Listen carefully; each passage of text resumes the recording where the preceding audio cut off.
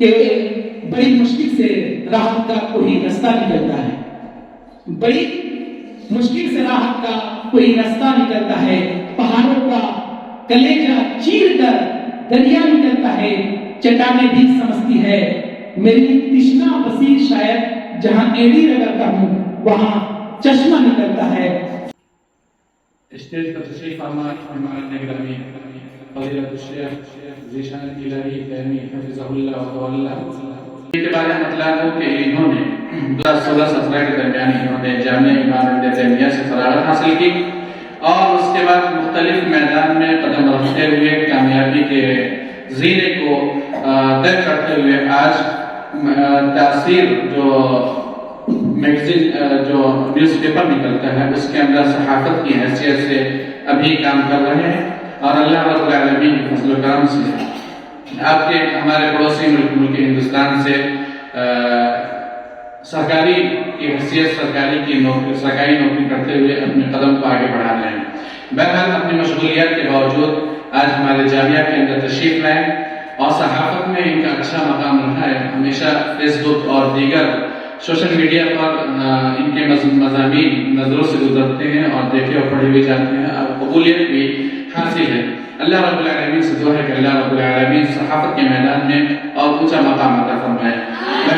ہم اپنی بات کو مختصر اور ختم کرتے ہوئے بڑے ادب کے ساتھ مائک پر ہم اپنے مہمان محترم فضیلت الشیخ ذیشان الہی تیمی حفظہ اللہ و اللہ کو آپ کے سامنے بلاتا ہوں کہ آپ تشریف لائیں اور اساتذہ معلمین معلمات اور طالبات کو اپنے مفید مشوروں سے نوازیں۔ السلام علیکم ورحمۃ اللہ وبرکاتہ۔ الحمدللہ حمدا حمدا وشکرا شکرا شکرا وثناء علیہ فانجرفا یلیق بجلالہ وعظیم سلطانہ وکمال قدرتہ ونفاذ مشیئتہ وبالغ حکمتہ والصلاة والسلام على حبيبه وشفيعه وخليله أدى الأمانة وبلغ الرسالة ونصح الأمة وكشف الله به الغمة وجاهد في الله حق جهاده وعلى آله وصحبه وسلم تسليما كثيرا مزيدا وبعد فأعوذ بالله السميع العليم من الشيطان الرجيم بسم الله الرحمن الرحيم نون والقلم وما يسطرون وقال تعالى اقرأ باسم ربك الذي خلق وعن عبد الله بن عباس رضي الله تعالى عنه قال كنت خلف النبي صلى الله عليه وسلم يوما فقال يا غلام ألا إني أعلمك بكلماتي قلت بلى يا رسول الله صلى الله عليه وسلم فقال رسول الله صلى الله عليه وسلم احفظ الله يحفظك احفظ الله تجده تجاهك إذا سألت فاسأل الله وإذا استعنت فاستعن بالله واعلم أن الأمة لو استمعت على أن ينفعوك بشيء لم ينفعوك إلا بشيء قد كتبه الله لك ولو استمعت على أن يضروك بشيء لم يضروك إلا بشيء قد كتبه الله عليك رفعت الأقلام وجفت الصحف رواه الترمذي وقال هذا حديث حسن صحيح. Dear Aeschylus said, give me a child and I will shape him into anything. محترم حاضرین مجلس، اسٹیج پر جلوہ فروز علماء کرام، معلمات و طالبات، ابھی ہم نے آپ لوگوں کے سامنے قرآن مقدس کی دو چھوٹی چھوٹی آیتیں تلاوت کی، اس کے بعد حضرت عبداللہ بن عباس رضی اللہ تعالیٰ عنہ سے مروی شدہ ایک حدیث پڑھی ہے اور انشاءاللہ تعالی ہماری باتیں انہی آیات اور حدیث پر منحصر ہوگی۔ ہم نے جو نصوص آپ کے سامنے پڑھے ہیں اس کا تعلق علم سے ہے اور بہت خوشی کی بات ہے کہ ہم اپنی بات جہاں پر رکھ رہے ہیں ان کا تعلق بھی علم سے ہے. یہ ایجوکیشن، شکشا اور تعلیم کیا ہے؟ سب سے پہلے اسے سمجھنے کی کوشش کرتے ہیں. تعلیم یہ باب تفعیل سے آتا ہے، جس کا معنی ہم سمجھنے کی کوشش کریں تو جاننا، پہچاننا، سرچ کرنا، کسی چیز کو سمجھ لینے کا نام شکشا ہے، ایجوکیشن ہے، تعلیم ہے. اگر تھوڑا اور ڈیٹیل میں جائے تو ابن خلدون کہتے ہیں العلم مطلوب فی الاسلام وما ينتفع الانسان فی دینہ و دنیاہ سواء كان سرعا او اصلیا او حدیثا او قدیما، کہ اسلام کے اندر ایسی تعلیم مطلوب ہے ما ينتفع الانسان، جو انسان کو فائدہ پہنچاتا ہے، گرچہ وہ تعلیم، گرچہ وہ شکشا دینی تعلیم ہو یا عصری تعلیم ہو، دنیاوی تعلیم ہو. تو اسے ہم کیا بولتے ہیں؟ ایجوکیشن بولتے ہیں، تعلیم بولتے ہیں، شکشا بولتے ہیں. میرے بھائیوں اور میری بہنوں، ہم اور آپ جس دین و دھرم کے چلنے والے ہیں، وہ دین نہایت ہی اہم ہے جو دنیا اور آخرت میں صلاح و فلاح کا ضامن ہے. آپ جب دین اسلام اور دین محمد صلی اللہ علیہ وسلم پر غور و فکر کریں گے تو آپ کو پتہ چلے گا کہ یہ ایسا دین ہے پوری دنیا کے اندر جس کی شروعات ہی ایجوکیشن، شکشا اور تعلیم سے ہوتی ہے. ہم آپ کو غار حرا لے چلتے ہیں. آپ صلی اللہ علیہ وسلم پر جو پہلی وحی نازل ہوئی تھی وہ کیا تھا؟ اقرا، جس کا ارتھ ہوتا ہے، میننگ ہوتا ہے شکشا گرہن کرنا، ریسیو ایجوکیشن، تعلیم حاصل کرنا. اور آپ دیکھیں کہ اسی آیت کریمہ میں چوتھے نمبر کی جو آیت ہے اس میں اللہ تعالیٰ نے قلم کو ملایا. سوچنے والی بات ہے، آج جس امت کو امت اقرا سے ابتدا کی گئی تھی وہ امت لا تقرا بن چکی ہے. جس امت کو شکشا پراپت کرنے کے لیے کہا گیا تھا وہ امت آج نہیں پڑھ رہی ہے. اس آیت کریمہ پہ غور کریں تو آپ کو پتہ چلے گا کہ اگر اللہ تعالیٰ چاہتا تو نماز پڑھنے کے لیے کہہ سکتا تھا، روزہ رکھنے کے لیے، حج کرنے کے لیے، والدین کے ساتھ اس نے سلوک کرنے کے لیے، زکات دینے کے لیے، جو بھی نیکی کے کام ہیں اس کے لیے کہا جا سکتا تھا. لیکن اللہ تعالیٰ نے ایسا نہیں کہا، بلکہ کیا کہا کہ مسلمانوں کی جو آئیڈینٹی ہے، جو پہچان ہے، وہ کیسی پہچان ہونی چاہیے؟ شکشت مسلم ہونا چاہیے. ہے نا؟ بات سمجھ میں آ رہی ہے؟ کچھ تب نہیں لگ رہا. تو مسلمان کو کیسا ہونا چاہیے؟ تعلیم یافتہ ہونا چاہیے. اور اس کے بعد دوسری چیز جو ہونی چاہیے مسلمانوں کے پاس وہ قلم کی دولت سے مالا مال ہونا چاہیے. تبھی ہم صحیح طریقے سے ایک مسلم ہو سکتے ہیں، آپ صلی اللہ علیہ وسلم کے امتی ہونے کا حقدار کہلا سکتے ہیں. یہی قرآن مجید کے اندر تو ڈھیر ساری ایسی آیات ہیں. آپ دیکھیں گے اللہ رب العالمین نے خود جو اللہ رب العالمین کے 99 نام ہیں اس میں آپ دیکھیں گے کہ کہیں پہ اللہ آ رہا ہے، کہیں پہ علیم آ رہا ہے. یہ ساری چیزیں کیوں؟ اس طرح کے جو شبد ہے اللہ رب العالمین اس کا پریوگ کیوں کیا؟ تاکہ مسلمان علم کی اہمیت کو جان سکے، علم کے کتنے فائدے ہیں اسے سمجھ سکے اور شکشت ہو سکے. اسی لیے تو اللہ رب العالمین نے قلم کی قسم کھائی ہے نا قرآن مجید میں. بلکہ تو اللہ رب العالمین نے قلم کے نام سے ایک سورہ کو ہی مختص کر دیا گیا ہے. نون والقلم وما یسطرون. قلم کی اللہ رب العالمین قسمیں کھا رہا ہے. کیوں؟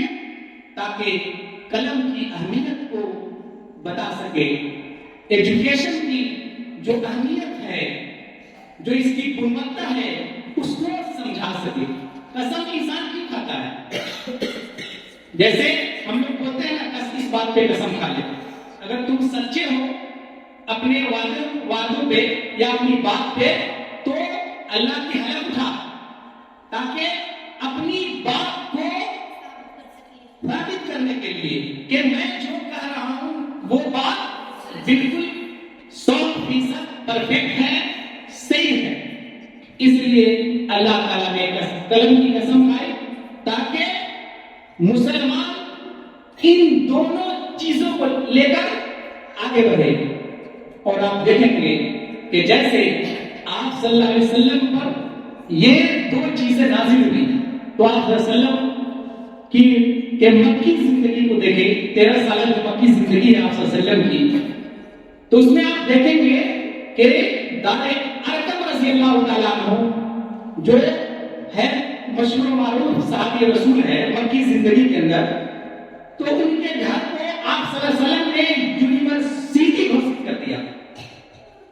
پڑھیں نا دار ارقم کی تعلیم، وہاں پر بڑے بڑے صحابہ کرام تعلیم حاصل کرتے تھے.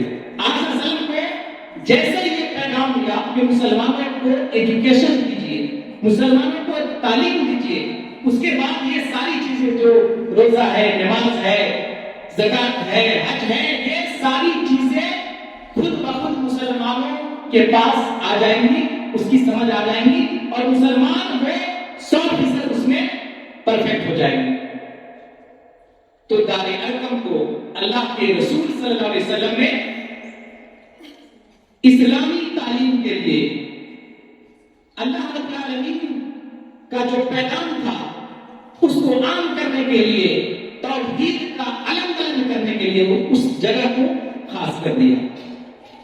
پھر اس کے بعد کی تاریخ دیکھیں کہ کس طرح سے آپ صلی اللہ علیہ وسلم کو پریشان کیا گیا، کیونکہ مسلمانوں کے پاس شکشا اور ایجوکیشن کی دولت آ گئی تھی، قلم کی طاقت آ رہی تھی، جس کی وجہ سے سارے لوگ آپ کے پیچھے پڑ گئے. اور ایسا ہوا کہ آپ صلی اللہ علیہ وسلم کی زندگی کو مدینہ کی سرزمین پر رحمت دوبر کر دیا گیا، بہت زیادہ تنگ کیا گیا، جس کی وجہ سے اللہ رب العالمین نے کہا کہ اب آپ مدینہ کی جانب ہجرت کر جائیں، کیونکہ وہیں پہ جا کر یہ جو ایجوکیشن ہے، اقرا کی تعلیم ہے، قلم کی جو طاقت ہے، وہ وہیں پر محفوظ رہ سکتی ہے. تب آپ صلی اللہ علیہ وسلم اپنے صحابہ کرام کے ساتھ مدینہ چلے جاتے ہیں.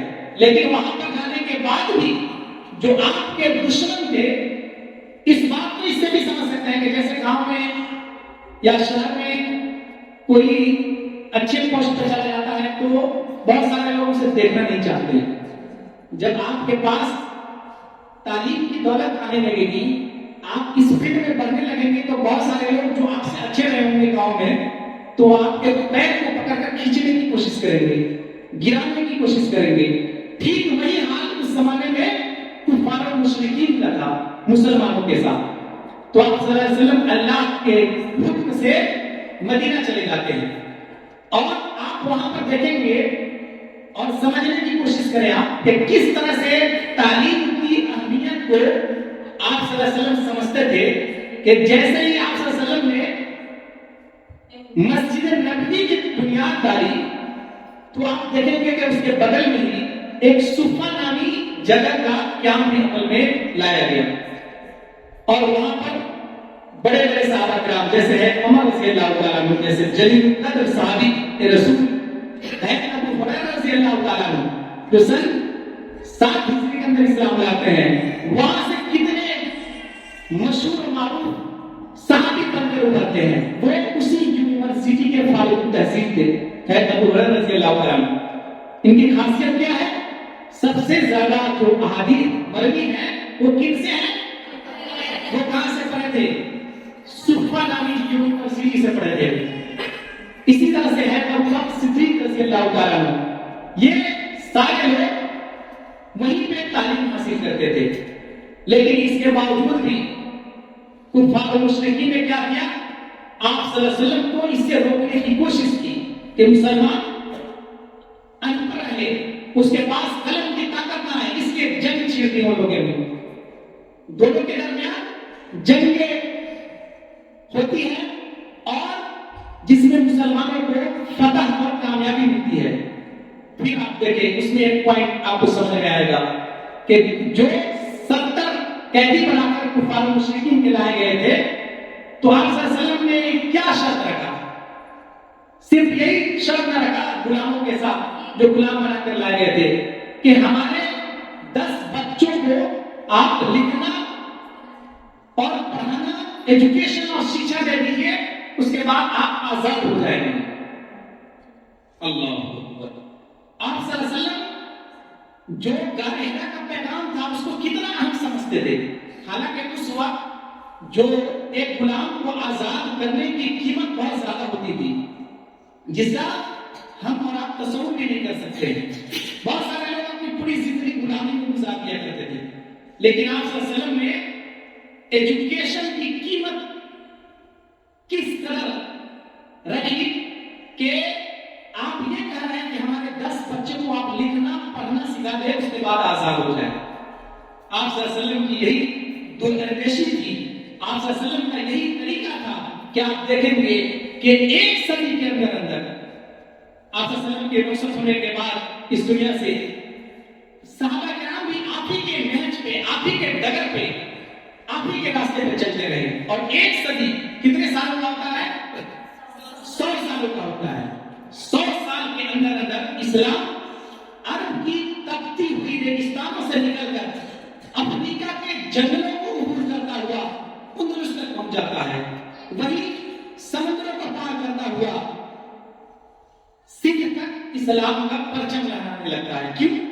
کیونکہ مسلمانوں نے غار حرا کے پیغام کو عام کیا تھا، اور جو قلم کی طاقت تھی اس کے بدولت مسلمانوں کے اندر ہر طرح کے جو بہتر عادات ہیں وہ آ گئے تھے، سچ بولنے لگے تھے، والدین کی خدمت کرنے لگے تھے، امانت دار بن گئے تھے، جس کی وجہ سے لوگ دیکھتے تھے اور اسلام قبول کر لیتے تھے۔ دشمن سے لیا ظلم کا بدلہ کسی وقت مارا بھی تو اخلاق کی تلوار سے مارا، یہ اسلام اور مسلمانوں کی خوبی ہے۔ تو 100 سال کے اندر اتنی بڑی کامیابی ملتی ہے۔ اس کے بعد بھی آپ دیکھیں جب بغداد کی تاریخ کو پڑھے، اندلس کی تاریخ کو پڑھے، تو دارالحکمہ اور بیت الحکمہ جیسی یونیورسٹی کی جب آپ تاریخ پڑھیں گے تو آپ کو پتہ چلے گا کہ پوری دنیا کے لوگ اس زمانے میں بغداد کے اندر اور اندلس کے اندر آ کر صرف دینی تعلیم ہی نہیں بلکہ ماڈرن ایجوکیشن، عصری تعلیم بھی حاصل کرتے تھے۔ آج یورپ اور امریکہ کے اندر جو بھی ترقی آپ دیکھ رہے ہیں، کہیں نہ کہیں اس کے پیچھے مسلمانوں کا ہاتھ ہے۔ وہ لوگ پہلے اسی بغداد میں آ کر اور اندلس میں آ کر ماڈرن ایجوکیشن حاصل کرنے کے بعد وہاں کی جو تاریخ سرزمین تھی اس کو تابدار اور روشن بنا دیا، اور آج جس چیز کے لیے مسلمان جانے جاتے تھے اس چیز سے پیچھے رہ گئے۔ آپ ہندوستان کی تاریخ کی دیکھیں کہ ایک زمانے میں جہاں ایک ہی کلاس سے، ایک ہی مدرسے سے پڑھ کر مجدد الفسانی نکلتے ہیں، تو وہیں دوسری طرف اسی کے کلاس میں تاج محل کے انجینئر بن کر نکلتے ہیں۔ تاج محل کی عمارت کی جنہوں نے دیکھ ریکھ کی تھی، جس انجینئر کی زیر نگرانی میں تاج محل بنا تھا، آپ کبھی موقع ملے تو جا کر دیکھیں کتنا عظیم الشان اس کی نقاشی ہے، اور انجینئرنگ کی ساری حدیں آج تک دنگ ہے دیکھ کر کے کیسے فن تعمیر اس زمانے میں انہوں نے کی تھی۔ تو وہ کہاں سے نکلے تھے؟ اسی مدرسے سے پڑھ کر ایک وقت کے سب سے بڑے امام بن جاتے ہیں، مولانا بن جاتے ہیں، تو دوسرے سب سے بڑے انجینئر بن جاتے ہیں۔ اور تاج محل جیسی عمارت پوری دنیا کے لیے جو ایک عجوبہ ہے، دنیا کے 7 عجوبے میں شامل ہے، اس کی وہ بنیاد ڈالتے ہیں اور اسے بہترین ڈھنگ سے اسے پائے تکمیل تک پہنچاتے ہیں. تو آپ سمجھ رہے ہیں کہ مسلمانوں نے کتنا بڑا بڑا کارنامہ انجام دیا تھا. لیکن جیسے ہی ہم نے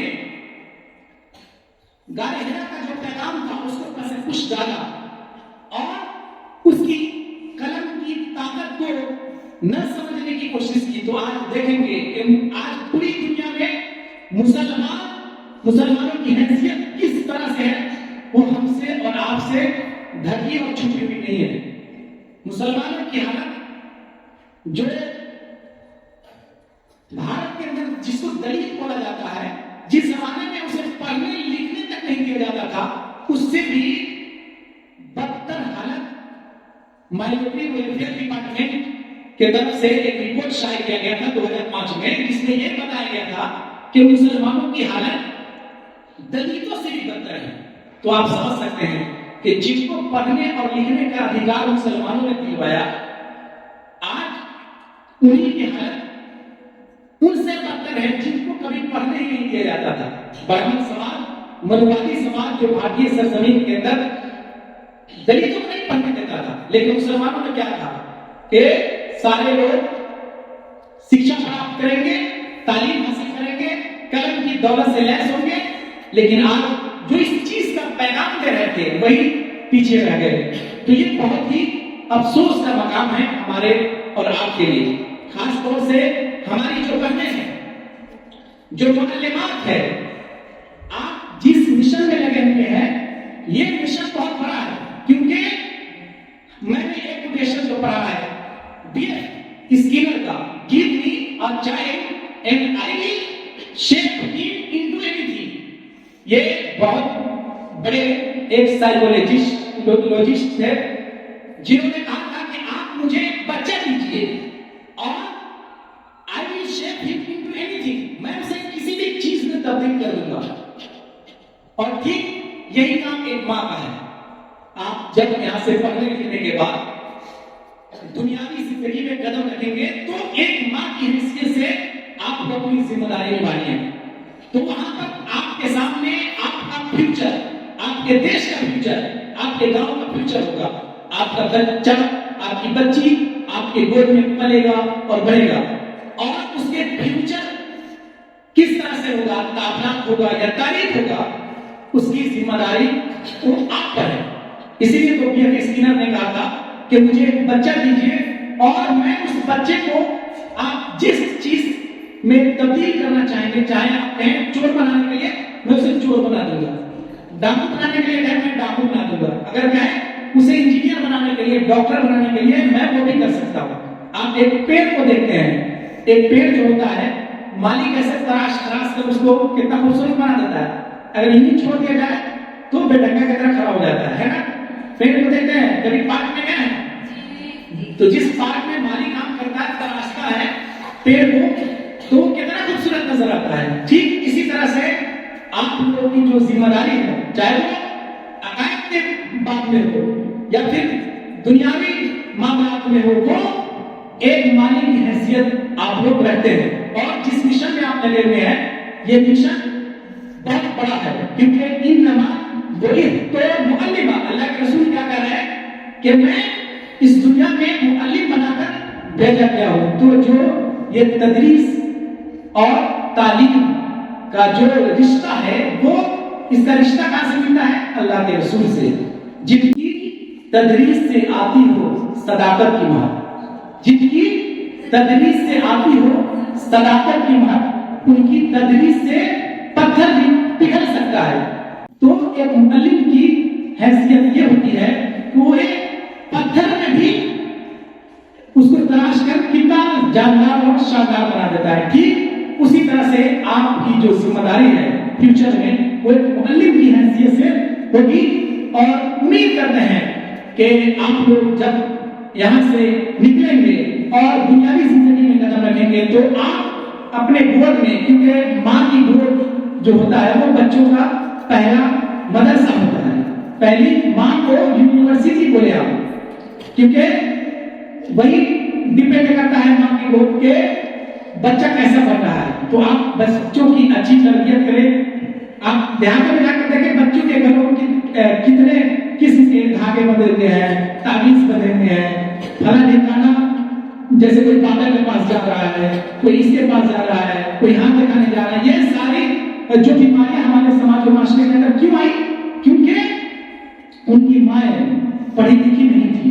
تو قابل مبارکباد ہیں ایسے لوگ جو اس طرح کی ویوستھا کرتے ہیں کہ بچیوں کو ایجوکیشن دی جائے, شکشا دی جائے, اسلامی تعلیم دی جائے, ان کو عقائد کے جو باریکی جو مسائل ہیں ان کو سمجھانے کی کوشش کی جائے. تو ایسے لوگ ہمارے سماج اور معاشرے کے اندر چاند اور سورج کی طرح ہے نا.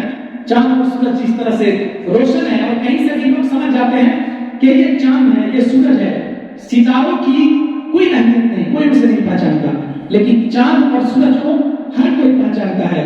تو ایسے لوگ جو اس قسم کی ویوستھا کرتے ہیں, اس کے لیے جدوجہد کرتے ہیں, یقین مانیے کہ جو اس طرح کے کام کرتے ہیں اسے بہت طرح کے تانے سننے پڑتے ہیں, لیکن ان سب کو سہنے کے باوجود بھی وہ اللہ کی رضا کے لیے, دین اسلام کی خدمت کے لیے, اپنے قوم کے مستقبل کو روشن اور آباد بنانے کے لیے اپنے ٹارگٹ پہ لگے ہوئے ہیں اور وہ کام کر رہے ہیں.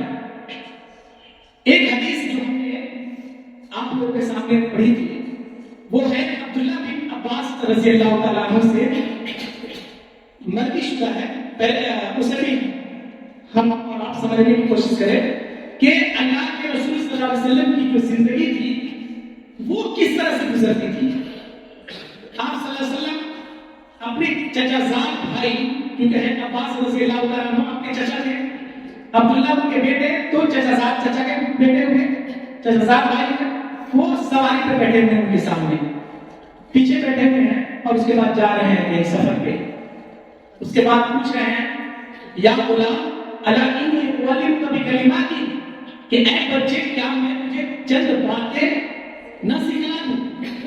یہاں پہ آپ سوچیں کہ ہم اور آپ جب بائک پہ بیٹھ جاتے ہیں تو تعلیم اور گاڑی کا جو پیغام ہے اس کو ایسے بھول جاتے ہیں. وہ تو گاڑی پر بیٹھنے کی بات چھوڑی, گھر پہ بھی رہتے ہیں, جیسے آپ لوگ یہاں سے گئے, ٹیچر نے کیا ہوم ورک دیا, نہ گارجین کو اس کی فکر ہے, نہ بچے کو فکر ہے, خوب گھوم رہے ہیں پھر اس کے بعد آگے گئے, نہ پڑھے نہ لکھے, نہ کتاب کو پلٹ کر دیکھے, اور اس کے بعد آگے. لیکن اللہ کے رسول صلی اللہ علیہ وسلم کے روز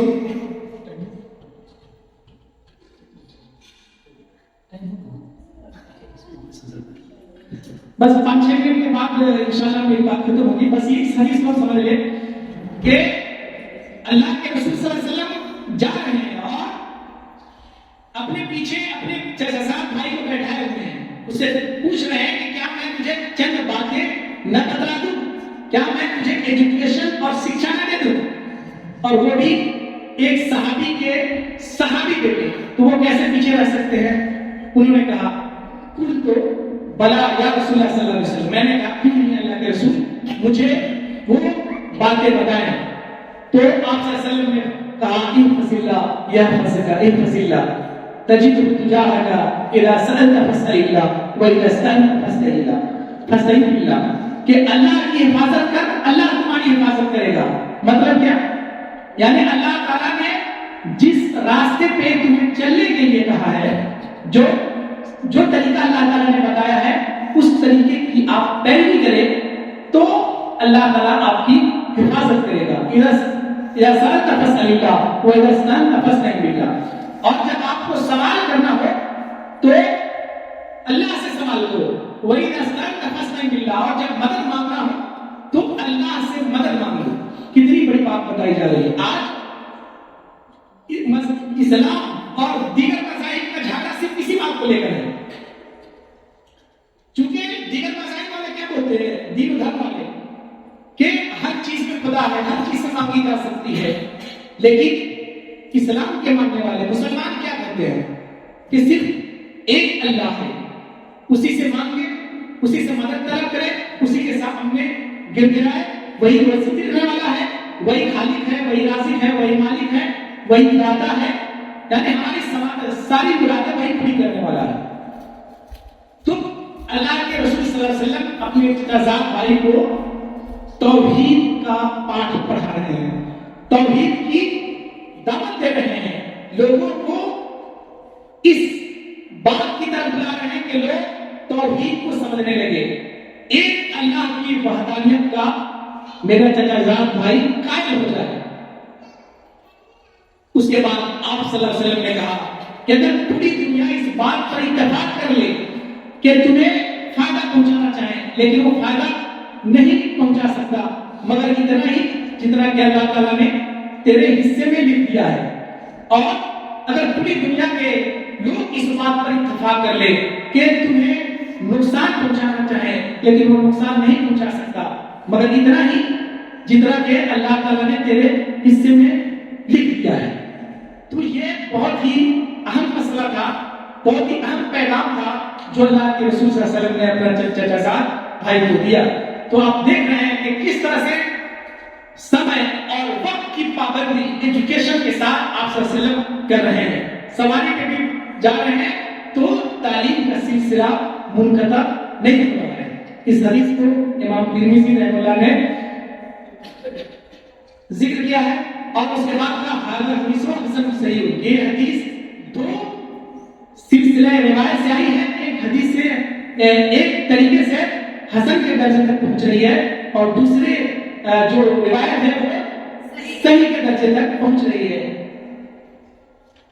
تو ہمیں سمجھنے والی بات ہے کہ مختصر اگر میں اپنی بات کو کہوں تو مسلمانوں کو اور خاص طور سے جو ہماری بہنیں ہیں انہیں ایجوکیشن کے معاملے میں بہت آگے رہنے کی ضرورت ہے, کیونکہ سماج کی جتنی ساری برائیاں ہیں, چاہے وہ جہیز کا مسئلہ ہو یا عقائد کے باب میں جو بھی خرابیاں ہمارے سماج میں پیدا ہوئی ہیں, وہ اگر کمر بستہ ہو جائے تو انشاءاللہ اس کا خاتمہ یقینی طور پر کیا جا سکتا ہے. بولیے آپ لوگ اس کے لیے تیار ہیں؟ انشاءاللہ. اخیر میں اللہ تعالیٰ سے اس شعر کے بعد دعا کرنا چاہیں گے کہ بڑی مشکل سے راحت کا کوئی رستہ نکلتا ہے, بڑی مشکل سے راحت کا کوئی رستہ نکلتا ہے, پہاڑوں کا کلیجہ چیر کر دریا نکلتا ہے, چٹانیں بھی سمجھتی ہے میری تشنا بصیر شاید جہاں ایڑی رگڑتا ہوں وہاں چشمہ نکلتا ہے, کیونکہ بے قدر قدر تکتسب المعالی ومن طلب الاولی سار لیالی, محنت کی بدولت جو ہے وہ بلندی حاصل کی جا سکتی ہے, اور جو بلندی کا طالب ہے وہ کیا ہے, راتوں میں شب بیداری کرے, راتوں میں جاگ کر کوشش کرے. ومن طلب الاولی بغیر قدر ازال فی طلب المحال, اور جس نے بغیر محنت کے چادر تانے اور سست انداز میں بلندی کا طالب ہے, خواہش مند ہے, تو وہ اپنی پوری عمر یوں ہی ضائع کر دیتا ہے, کیونکہ غیر بھروسے اٹھ سکتے ہو حد سے حد دیوار پر, امبر پر تو وہی اڑیں گے, امبر بولے تو آسمان, امبر پر تو وہی اڑیں گے جن کے اپنے پر ہوں گے, اور آپ کے لیے یہ شعر کہ قدرت کی آسمان پر تم چاند بن کر چمکو, جس گلستاں میں جاؤ وہاں پھول بن کر مارکو. اخیر میں اس مدرسے کے جو ذمہ دار ہے, کارکنان ہیں, تمام کے شکریہ کے ساتھ اللہ رب العالمین سے میں یہ دعا کرتا ہوں کہ اللہ العالمین اس ادارے کو اور جو یہ اسلامی قلعہ ہے اس کو تا قیامت پھلتا پھولتا رکھے, اسے ماکرین کے مکر اور حاسدین کے حسد سے بچائے, اور اللہ رب العالمین اس ادارے سے جڑے ہوئے تمام افراد کی غیبی مدد فرمائے. آمین. تقبل یا رب العالمین.